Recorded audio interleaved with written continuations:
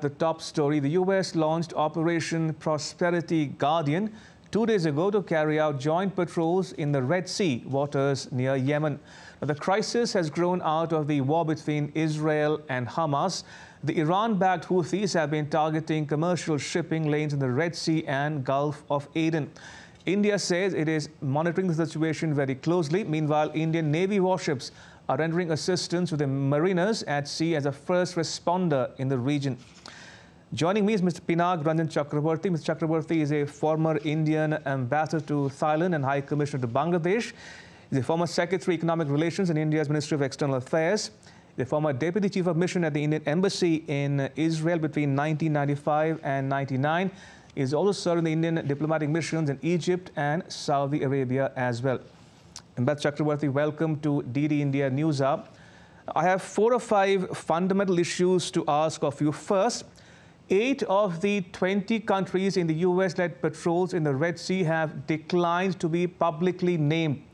Others have said that they would rather be a part of existing naval agreements rather than the new US-led operation.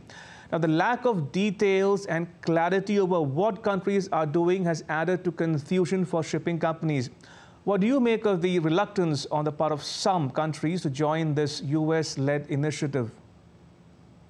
Well, one thing would be not to be seen as if siding with Israel, because the lowering sort of credibility of Israel is one factor. And anything new requires a far more, deeper kind of consideration.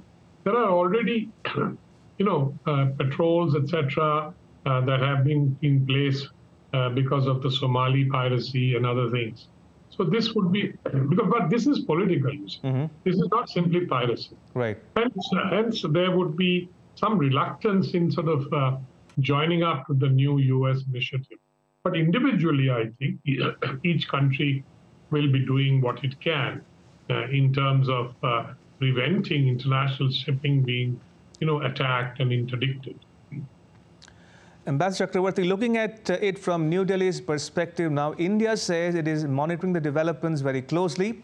An Indian official told journalists that he is not aware of whether India has been asked to join or whether India has agreed to join the US-led patrols. But the Indian Navy is helping commercial shipping companies deal with piracy. How do you see India's role as a first responder in the region? India has always played that role, because in the Indian Ocean, India does provide that kind of facility, including disaster management and relief, etc. So this would be also part of that effort. And I don't think this is anything new that India is doing. And India has deployed earlier the Navy in the Gulf of Aden and other places. But as I said, this was against the piracy. Now, this is a different thing, that Houthis are attacking shipping. They claim they're attacking shipping which are linked to Israel. But then this has created a problem for other shipping companies, and they're pondering whether to go through the Suez Canal or not, which is going to affect trade. As you correctly said, Ambassador, the issue here is, as of now, is the Houthi attacks on commercial shipping in the Red Sea and the Gulf of Aden. Again, looking at it from a New Delhi's perspective, should India join the US-led Operation Prosperity Guardian? What are the pros and cons of joining or not joining it? Well, I think India can play an independent role. It's not necessary for India to join any grouping, that too led by the United States, because that automatically gives it a geopolitical coloring, because the U.S. has been supporting Israel very, very closely. So I think India would probably be better off playing an independent role, in coordination, of course, with the other countries who have been there and who have the same objective. And finally, talking about shipping lanes and alternative shipping lanes as well, a narrative soon after the 7th October Hamas attacks on Israel was that it was meant to derail the India, West Asia, Europe economic corridor, which includes Israel.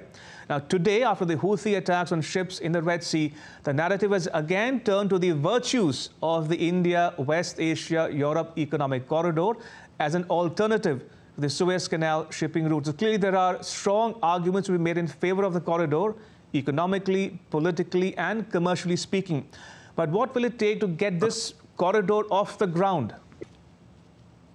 Well, now it's a bit early to say, but you're right that the narrative has changed, and now they are seeing the virtues of the corridor.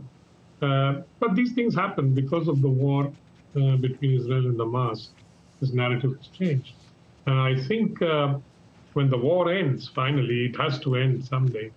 The corridor will be again back on the menu and back on the agenda, and it will be worked upon.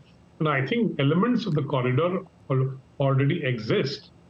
Naval, what shall I say, the trade corridors, etc. It's the land part that would require more work. All right, on that note, Ambassador Chakravarty, thank you so much for joining us and sharing your thoughts and insights with our viewers at home and abroad. Thank you for your time. Appreciate it. Thank you.